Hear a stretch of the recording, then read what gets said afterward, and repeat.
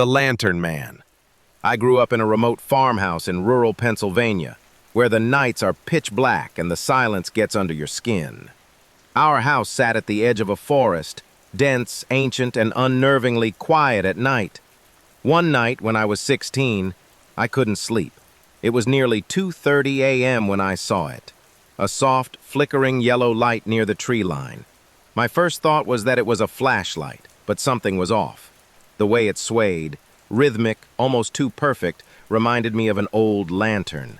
I woke my dad, whispering what I saw. He stood at the window for a long moment, then closed the curtain slowly. "It's him," he muttered. "The Lantern Man." He explained that when he was a kid, his grandfather warned him of a spirit that wandered the woods with a lantern, luring curious people out at night. If you followed it, you were never seen again. I laughed, expecting him to crack a smile. He didn't. "Whatever you do," he said, "don't go near it. Don't even look too long." That should have been the end of it, but curiosity has a way of crawling back. That night, I peeked again. The light had moved, closer, now just beyond the backyard. I squinted and could almost make out a figure, tall, thin, face obscured in shadow, holding the lantern. It stood perfectly still. Then, I got a text from an unknown number. "You see me? Come outside." I showed it to my dad. He paled, shut off all the lights, and locked every door. "They knock sometimes," he whispered. "Ignore it. They can't enter unless you open the door." A few minutes later, there it was. 3 slow knocks on the back door. I didn't sleep that night. The light was gone by sunrise, and we never saw it again. But sometimes I get texts from unknown numbers with the same message. "You see me." I don't respond. I don't look outside. But I still wonder, what if I had opened the door? Screams from the hog barn. My uncle's pig farm was deep in rural Georgia, surrounded by nothing but swamp, trees, and endless silence.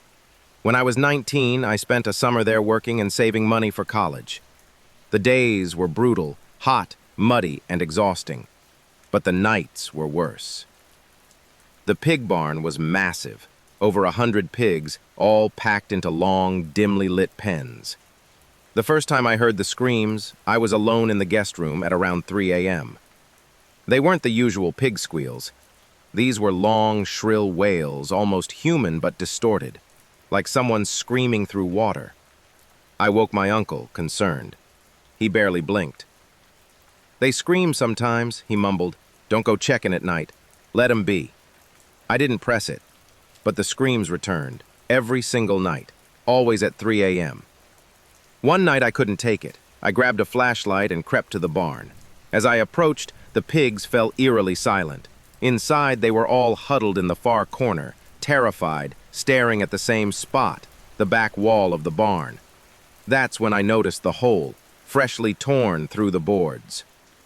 Around the edges were deep claw marks, like something with massive hands had ripped its way inside.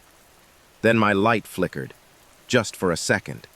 But in that second, I saw something between the boards.